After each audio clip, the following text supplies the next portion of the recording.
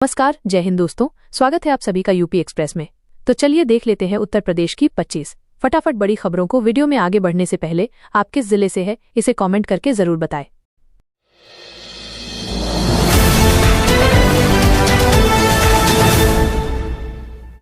General Chauhan ने याद दिलाया कि 2016 में उरी हमले के बाद भारतीय सेना ने जमीनी रास्ते से पाकिस्तान में घुसकर आतंकियों के कैंप तबाह किए। 2019 पुलवामा हमले के बाद भारतीय वायुसेना ने खैबर पख्तूनख्वा में एयर स्ट्राइक की थी। भारी बारिश के चलते आगरा में जनजीवन अस्त व्यस्त हो गया है।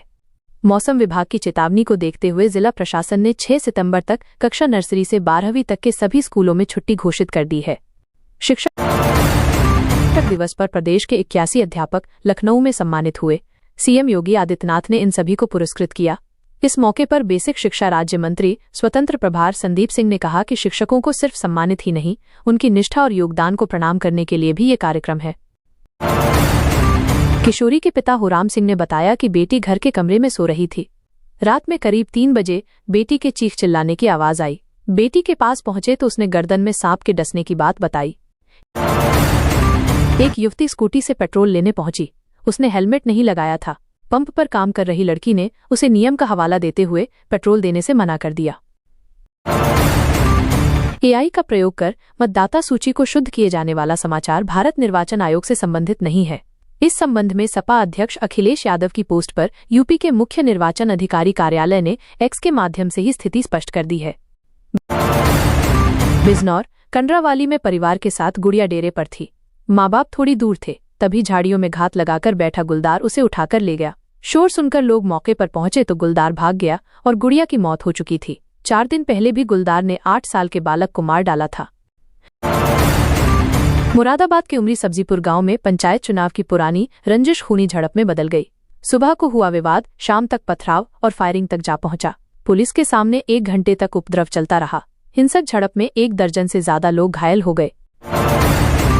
शुक्रवार को शिकोहाबाद इंटर कॉलेज के पूर्व प्रधानाचार्य उदयराज सिंह निवासी ग्राम इटोली जिला फिरोजाबाद की बेटी हर्षिका के साथ संपन्न हुई है।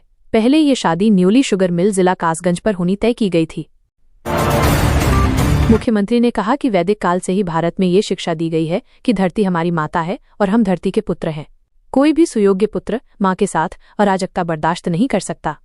भारत माँ की आन बान शान के प्रति किसी ने दुस्साहस किया तो उसके खिलाफ हर भारतीय खड़ा होगा। गोंडा मेडिकल कॉलेज की व्यवस्थाओं में सुधार को लेकर डीएम प्रियंका निरंजन के सख्त निर्देशों का शुक्रवार को असर दिखाई पड़ा। ओपीडी के बाहर मरीजों के लिए कुर्सियां लगाई गईं। साफ सफाई की व्यवस्था बेहतर होने के साथ वार्डों में स्वास्थ्यकर्मी मुस्तैद रहे। गाजीपुर देश के पूर्व राष्ट्रपति डॉक्टर सर्वपल्ली राधाकृष्णन की जयंती शुक्रवार को शिक्षक दिवस के रूप में समारोह पूर्वक मनाई गई। इस दौरान विभिन्न शैक्षणिक संस्थानों में सांस्कृतिक और रंगारंग कार्यक्रम हुए। कहीं केक काटा गया तो कहीं नृत्य और कविता पाठ हुआ। धनघटा थाना क्षेत्र के सेमरडाडी गांव निवासी महिला के घर शुक्रवार को दोपहर बाइक सवार महिला और पुरुष पहुंचे और महिला को मारपीट कर उसके कान, नाक के जेवरात व मंगलसूत्र छीनकर भाग निकले। पीड़िता ने घटना की जानकारी पुलिस को दी। मौके पर पहुंची पुलिस जांच में जुट गई है।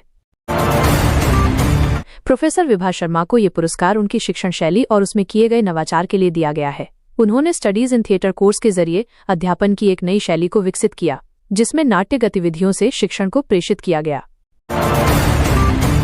डुमरियागंज पैगंबर हजरत मोहम्मद का जन्मदिवस पर डुमरियागंज तहसील क्षेत्र में भव्य रूप से जुलूस मोहम्मदी निकाला गया। इसमें रसूल की आमद मरहबा मरहबा या मुस्तफ़ा से फिजा गूंजती रही। शामिल मक्का मदीना और गुम्बदे खिजरा सहित प्रमुख धार्मिक स्थलों की झांकी लोगों के आकर्षण का केंद्र रही। जुलूस में शामिल अकीदतमंदों ने धार्मिक और इस्लामिक नारेबाजी कर अपनी खुशी का इजहार किया। यह मामला उत्तर प्रदेश के आजमगढ़ जिले का है। मोबाइल छीनकर महिला अपने साथ लेते गई। इसी से नाराज होकर किशोर ने अपनी जान दे दी। कमरे में बेटे की लाश देख परिजनों में कोहराम मच गया। वाराणसी के गुदालिया में आगामी 15 सितंबर से रोपवे का काम एक बार फिर शुरू हो जाएगा। गंगा में आई बाढ़ और बारिश के कारण दिक्कतें हो रही थीं। जिले में लगातार रोपवे का ट्रायल चल रहा है। काशी में बाबा कपाल भैरव का तिलक चढ़ते ही मंदिर परिसर जयकारे से गुंजायमान हो उठा। पारंपरिक तरीके से आयोजन शुरू हुआ। इस भक्तिमय बेला पर काशी ही नहीं, दूर दराज से भी भक्तगण आए थे। वाराणसी में सीपी मोहित अग्रवाल ने व्यापारियों के साथ बैठक की। इसमें उन्होंने शहर की समस्याओं का हाल जाना, मातहतों को समाधान के निर्देश दिए। कहा कि आगामी त्योहार के मद्देनजर सुरक्षा संबंधी सारी तैयारियां कर ली जाएं। वाराणसी में रुक रुक कर बारिश और तेज हवा से लोगों को गर्मी व उमस से राहत मिल गई। ग्रामीण इलाकों में बिजली के तार टूट जाने से आपूर्ति संबंधी समस्याओं को लेकर ग्रामीण काफी परेशान हुए।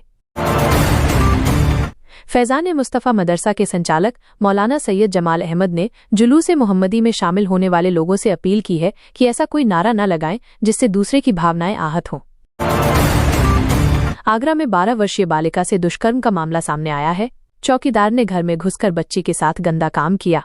पुलिस ने मुकदमा दर्ज कर जांच शुरू कर दी है।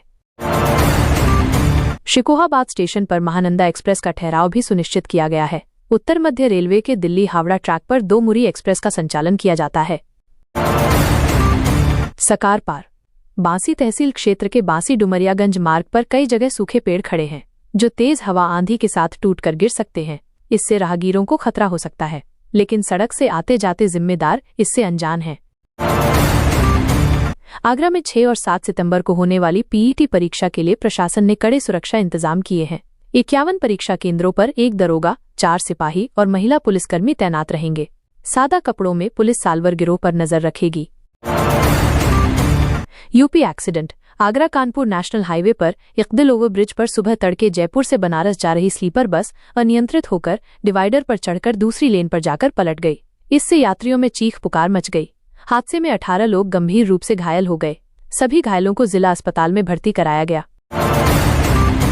वाराणसी बीएचयू में स्नातक की खाली सीटों पर दाखिले के लिए आज से स्पॉट राउंड शुरू हो रहा है। बृहस्पतिवार शाम 6 बजे समर्थ पोर्टल पर रजिस्ट्रेशन का लिंक जारी कर दिया गया। 7 सितंबर तक पंजीकरण किया जा सकेगा। बीएचयू की केंद्रीय प्रवेश समिति की ओर से जारी सीटों के विवरण के मुताबिक बीकॉम की करीब 23% सीटें खाली हैं। घनी आबादी वाले दिव्य कॉलोनी में सिंचाई विभाग के कर्मचारी के बंद घर की कुंडी काटकर 2 चोरों ने लाखों के जेवरात, कीमती सामान और नकदी साफ कर दी। बृहस्पतिवार को परिजन घर पहुंचे तो घटना की जानकारी हुई। सीसीटीवी कैमरों में 2 नकाबपोश चोरों के घर में घुसने की तस्वीरें कैद हुई हैं। आफशा अंसारी। मुख्तार अंसारी की पत्नी आफशा अंसारी के विरुद्ध कोर्ट ने गैर जमानती वारंट के साथ ही संपत्ति कुर्क करने के लिए नोटिस जारी किया था। मामले में अब 3 अक्टूबर को सुनवाई होगी।